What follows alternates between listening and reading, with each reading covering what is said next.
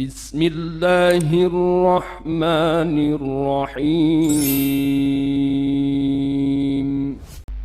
Izin bertanya Ustadz. Bismillahirrahmanirrahim. Assalamualaikum warahmatullahi wabarakatuh. Waalaikumsalam warahmatullahi wabarakatuh. Ingin bertanya, ini kelihatannya menarik, perbedaan antara Nasrani dengan agama Kristen saat ini, apakah keduanya itu berbeda atau mungkin memiliki kesamaan? Terima kasih Ustadz.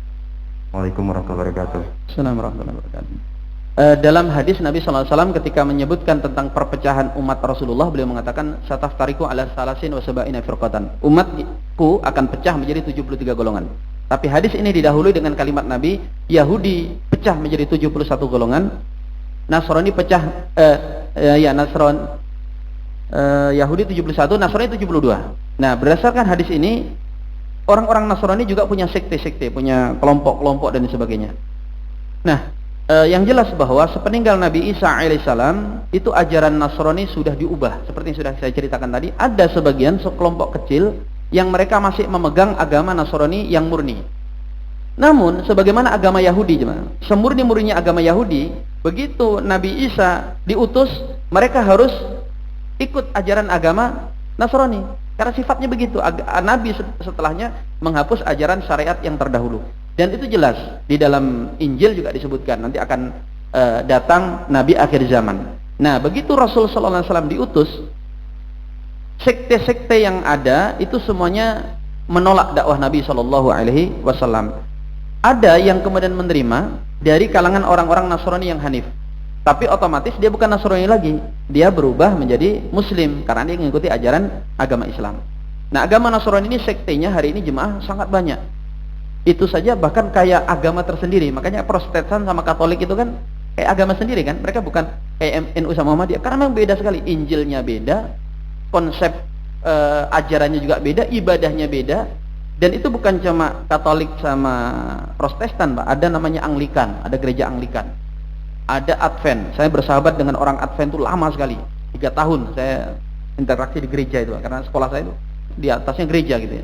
Orang Advent ini lebih mirip dengan agama Nasrani di masa lalu. Orang Advent ini mereka ibadahnya hari Sabtu.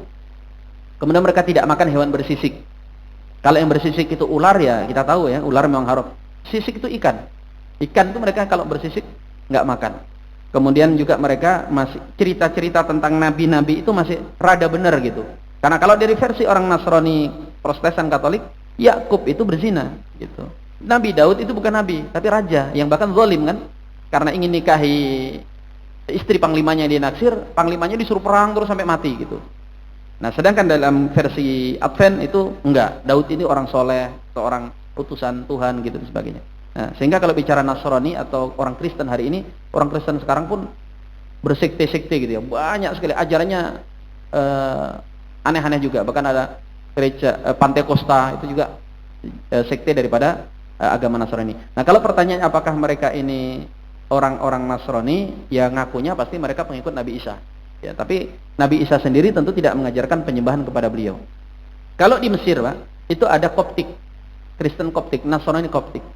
Nah, mereka ini juga masih lebih dekat kepada ajaran Nabi Isa. Kenapa? Karena mereka wajib menutup aurat, pakai jilbab. Ya. Saya itu kadang kaget di sana begitu orang pakai jilbab, ternyata dia masuk gereja gitu ya.